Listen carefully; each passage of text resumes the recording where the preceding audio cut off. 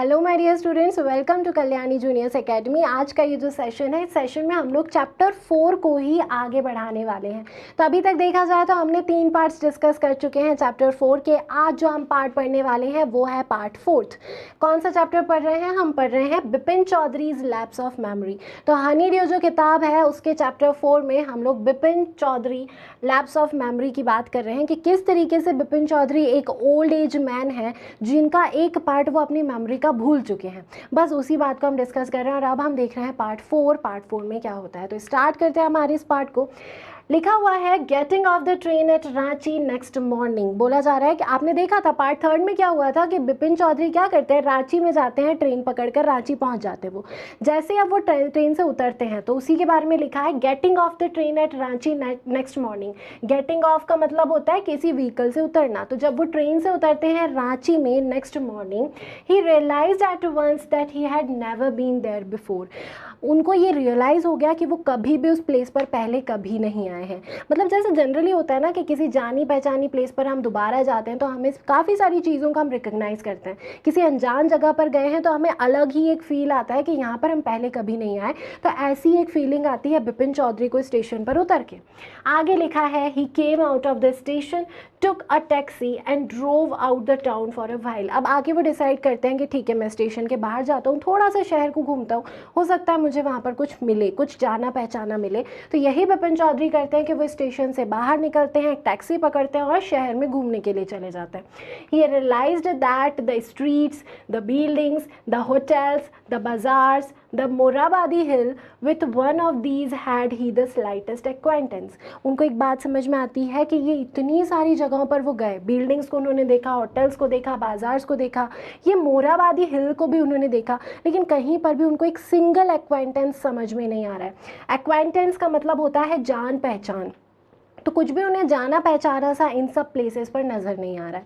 तो अब देखिए क्यों गए थे रांची में बिपिन चौधरी, गए थे ये पहचानने के लिए कि क्या वो कभी गए हैं रांची, कुछ चीज़ों को याद करने के लिए गए थे, लेकिन वहाँ पे जाके उन्हें कुछ भी याद नहीं आ रहा है, सब कुछ उन्हें अनजान सा नज़र आ रहा है।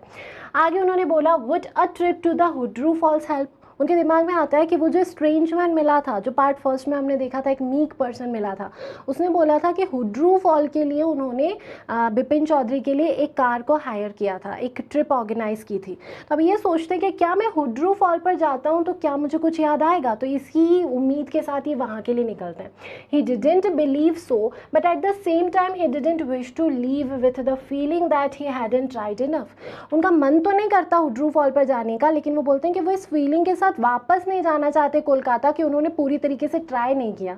तो इसीलिए वो मानते हैं इस बात पर, अडिग हो जाते हैं कि मुझे जाना चाहिए हुड्रू फॉल। आगे वो बोल रहे हैं so he arranged for a car and left for Hundru in the afternoon. तो इसीलिए वो क्या करते हैं, कार को अरेंज करते हैं और आफ्टरनून में निकल जाते हैं वो हुड्रू फॉल्स के लिए। At 5 o'clock the same afternoon, उसी आफ्टरनून में 5 o'clock पर इन हुड्रू में क्या होता है, 2 Gujarati gentleman from a group of picnickers. एक ग्रुप आया है पिकनिकर्स का, उसमें से 2 गुजराती जेंटलमैन हैं।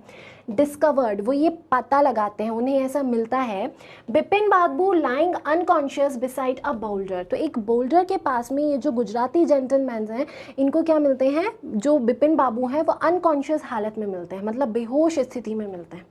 When he came around, the first thing Bipin Babu said was, I am finished, there's no hope left. जब ये गुजराती जेंटलमैन उनके पास जाते हैं, उनको जगाने की कोशिश करते हैं, तो बिपिन बाबू जैसे ही होश में आते हैं, उनके मुंह से सबसे पहले ये बात निकलती है, आई एम फिनिश्ड, मैं खत्म हो चुका हूँ, there's no hope left, अब कोई उम्मीद बाकी नहीं है। तो अब यहाँ पे आप देख रहे हैं कि बिपिन बाबू एक लास्ट होप के साथ आए थे रांची में कि हो सकता है उनकी याददाश्त जो खो चुकी है, वो खोई हुई याददाश्त वापस आ जाए।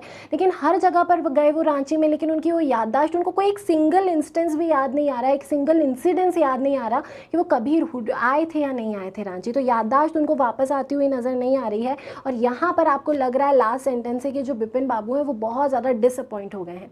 अब आगे क्या होता है, next morning Bipin Babu was back in Calcutta. अब ये क्या करते हैं, अगली ही सुबह ट्रेन पकड़कर कलकत्ता वापस आ जाते हैं। He realised that there was truly no hope for him. और यहाँ पर उनको ये रियलाइज़ होता है कि उनके लिए कोई उम्मीद बाकी नहीं है। सून ही वुड लूज एवरीथिंग, और उनके दिमाग में आता है कि अब जैसे जैसे मेरी याददाश्त खोती जा रही है, मैं धीरे धीरे सब कुछ लॉस कर दूंगा, सब कुछ खो दूंगा। आगे वो बोल रहे हैं हिज विल टू वर्क, मतलब काम करने की जो उनकी इच्छा है वो भी खत्म हो जाएगी। हिज कॉन्फिडेंस, उनका जो आत्मविश्वास हुआ करता था शायद वो भी उसे खो देंगे। His ability, his balance of mind, उनका जो बैलेंस ऑफ माइंड था, उनकी जो क्षमताएं थी, शायद वो सब कुछ खो देंगे, ऐसा इनके दिमाग में आ रहा है। Was he going to end up in the asylum at, अब इनके दिमाग में आता है कि क्या ये भी एक पागल खाने में एंड होंगे, मतलब क्या इनका भी अंत किसी पागल खाने में होगा।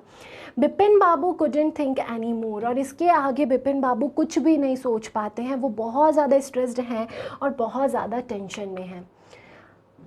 यही चीज़ आपको दिख रही है यहाँ पर देखो अब क्या हो रहा है कि बिपिन बाबू को उनका सर्वेंट एक लेटर ला के दे रहा है। बिपिन बाबू इतने ज़्यादा बीमार है, इतने ज़्यादा टेंशन में है कि वो बिस्तर पर ही लेटे हुए हैं। अब इसी ड्यूरेशन में सर्वेंट एक लेटर ला के देता है।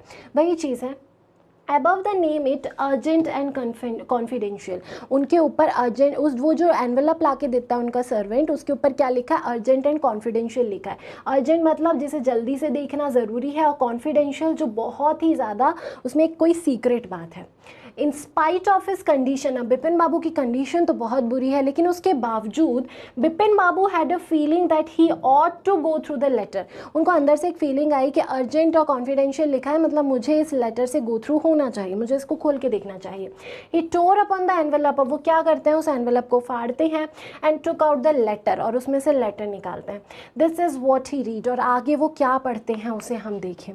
बिपिन बाबू के लिए ही किसी ने लेटर लिखा है, लिखा हुआ है, dear Bipin, I had no idea that affluence would bring about the kind of change in you, मुझे नहीं पता, मुझे कोई आइडिया नहीं है कि ये जो इंसिडेंस हुआ है, ये जो एफ्लुएंस हुआ है, इसका तुम्हारे ऊपर कोई प्रभाव पड़ा है या नहीं, क्या चेंज हुआ है तुम्हारे ऊपर, that it has done. Was it so difficult for you to help out an old friend, क्या तुम्हारे लिए इतना मुश्किल था कि तुम एक पुराने दोस्त की मदद करते। डाउन ऑन हिज लक, जब वो उसका लक ख़राब चल रहा है, जब उसकी किस्मत बुरी चल रही है, तो क्या तुम्हारे लिए इतना मुश्किल था कि तुम अपने एक पुराने दोस्त की मदद करते। आई हैव नो मनी, मेरे पास कोई पैसा नहीं है। सो माई रिसोर्सेज आर लिमिटेड, और मेरे जो रिसोर्सेज हैं वो रिसोर्सेज लिमिटेड भी हैं।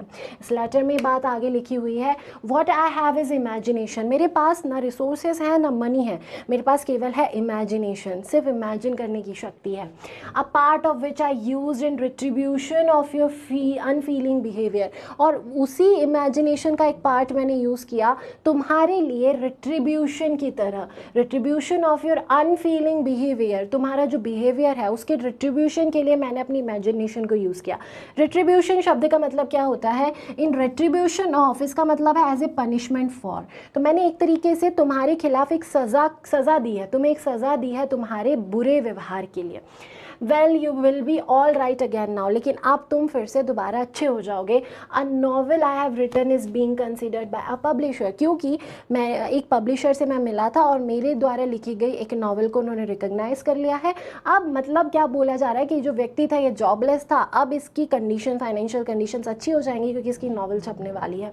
If he likes it enough it will see me through the next few months, और अगर उसको समझ में आती है वो नॉवल, उसे अगर पसंद आती है, उस पब्लिशर को यदि पसंद आती है, तो कुछ महीने मेरे बहुत आसानी से गुजर जाएंगे। इस तरीके की बातें उसमें लिखी हुई हैं। आगे उन्होंने बोला कि when doctor Chandra came Bipin Babu said, अब क्या किया था कि बिपिन बाबू जब वापस आ गए थे कलकत्ता, इतनी बुरी हालत है तो इन्होंने बुला लिया था डॉक्टर चंद्रा को। अब डॉक्टर चंद्रा रास्ते में ही थे, उसी ड्यूरेशन में सर्वेंट क्या करता है, इस लेटर को ला के देता है। बिपिन बाबू इस लेटर को पढ़ भी लेते हैं। अब पहुंच गए हैं डॉक्टर चंद्रा। अब जैसे ही डॉक्टर चंद्रा पहुंचते हैं बिपिन बाबू के पास, बिपिन बाबू बोलते हैं I am fine, it all came back as soon as I got off the train at Ranchi, और वो बोल रहे हैं कि मुझे तुरंत सब कुछ याद आ गया जैसे ही मैं रांची के स्टेशन पर उतरा था। बिपिन बाबू ये बात बोल रहे हैं कि रांची में मैं जैसे ही उतरा वैसे ही मुझे सब कुछ याद आ गया। A unique case said doctor Chandra, अब डॉक्टर चंद्रा इस बात को सुन के बोलते हैं कि ये तो बहुत ही यूनिक केस है। I shall certainly write about it in a medical journal, और मुझे ज़रूर इसको किसी ना किसी मेडिकल जर्नल में लिखना चाहिए, क्योंकि आपके जैसा केस मैंने कभी नहीं देखा था कि पूरी मेमोरी लैप्स नहीं हुई है, एक इंसिडेंस पूरी तरीके से स्लिप ऑफ हो गया है माइंड से। तो इस केस पर तो मुझे रिसर्च करनी चाहिए और उसे मेडिकल जर्नल में लिखना चाहिए। आगे लिखा है the reason why I sent for you said Bipin Babu is that I have a pain in the hip from A fall I had in Ranchi. अब बोल रहे हैं बिपिन बाबू कि मैंने आपको सिर्फ इसलिए बुलाया है क्योंकि मुझे अपने हिप में एक पेन हो रहा है, एक मतलब एक हिप जो है उधर पर पेन हो रहा है थोड़ा सा, क्योंकि रांची में मैं गिर गया था। If you could prescribe a pain killer, यदि आप कोई पेन किलर प्रिस्क्राइब कर पाएँ तो इन्होंने क्यों बुलाया था डॉक्टर चंदा को? एक पेन किलर के लिए बुलाया था। तो यहाँ पर आपने एक बात देखी कि बिपिन बाबू ने डॉक्टर चंदा को बुलाया तो था कोई और बात करने के लिए, लेकिन आखिरी में बिपिन बाबू ने उनसे झूठ कह दिया, उनसे कहा कि मुझे रांची में जाके सारी बातें याद आ गई थी, लेकिन आपने तो देखा कि उन्हें कोई बात याद नहीं आई थी। तो ऐसा उन्होंने क्यों कहा? ऐसा उन्होंने इसलिए किया क्योंकि उन्हें बात समझ में आ गई थी कि वो जो स्ट्रेंजर मिला था, ये जो उनका चुन्नी लाल था, ये सारे लोग झूठ बोल रहे थे, ऐसा कोई इंसिडेंट नहीं था। और बिपिन बाबू जो हैं वो कभी भी रांची नहीं गए थे, उनको बेवकूफ़ बनाया गया था, ये किसी और के द्वारा कहानी रच के। और ये जो कहानी है ये उनके बचपन के दोस्त चुन्नी लाल ने रची थी उन्हें परेशान करने के लिए। और वो परेशान क्यों करना चाहता था? एक बदले की भावना से उन्हें परेशान करना चाहता था, ये उन्हें फील करवाना चाहता था कि वो मेंटली डिस्टर्ब हो चुके हैं। तो पूरी कहानी इस बेसिस पर थी कि किस तरीके से एक बचपन के फ्रेंड ने परेशान किया बिपिन बाबू को। ये कहानी है, ये किसने लिखी है?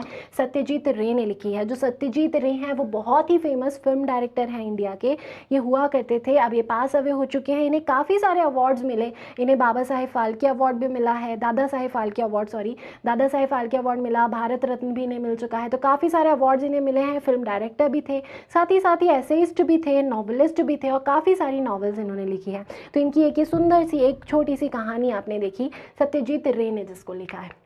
अब चलते हैं हम कंप्रहेंशन चेक पर। जो पहला क्वेश्चन है वो पहला क्वेश्चन बोल रहा है, had Bipin babu really lost his memory and forgotten all about a trip to Ranchi? तो क्या असल में बिपिन बाबू सब कुछ भूल चुके थे, पूरी मेमोरी उनकी लॉस हो चुकी थी? तो ऐसा नहीं है। लास्ट पार्ट में हमें समझ में आया कि पूरा सस्पेंस था, ऐसा कुछ नहीं है। तो आप आंसर इसी तरीके से फ्रेम करेंगे, no Bipin Babu had not forgotten anything, Chunni Lal made his plan to teach him a lesson, Bipin Babu had never been to Ranchi, Bipin Babu कभी नहीं गए थे रांची, और ये प्लान किसका था? ये पूरा का पूरा प्लान था चुन्नी लाल का।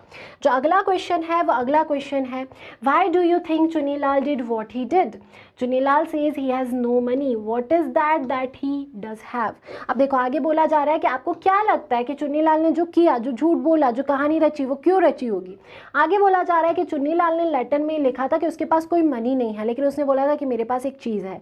वो एक चीज़ उसने क्या बोली थी? तो इसका आंसर तो हो जाएगा कि उसने बोली थी कि मेरे पास मेमोरी है, मेरे पास रिमेम्बरेंस है, अच्छी मेमोरी है मेरे पास। दूसरा, चुन्नी लाल ने ये सब क्यों किया? बदला लेने के लिए किया। तो इसी तरीके से आप अपना आंसर फ्रेम करेंगे कि Bipin Babu had not help Chunni Lal in getting a job in his hard times, Bipin Babu ने मदद नहीं की थी चुन्नी लाल की उसके बुरे समय में नौकरी ढूंढने के लिए। Chunni Lal has no money but he possesses a good memory, तो क्या है उसके पास? एक गुड मेमोरी, रिमेम्बरेंस है उसके पास। He did all to teach him a lesson, ठीक है। तो यहाँ पर आप गुड मेमोरी भी लिख सकते हैं, इसके अलावा आप बोल सकते हैं कि गुड इमेजिनेशन पावर, तो अच्छी इमेजिनेशन पावर है या फिर अच्छी मेमोरी है, तो ये स्ट्रेंथ हो जाएगी चुन्नी लाल की। इस तरीके से आपको अपने आंसर को फॉर्म करना है। तो यहाँ पर आपका ये जो चैप्टर 4 है इसके चारों पार्ट्स खत्म होते हैं। आई होप आपने इस स्टोरी को एंजॉय किया होगा, कंप्रहेंशन चेक भी आपको अच्छे से समझ में आया होगा। Thanks for watching and take care.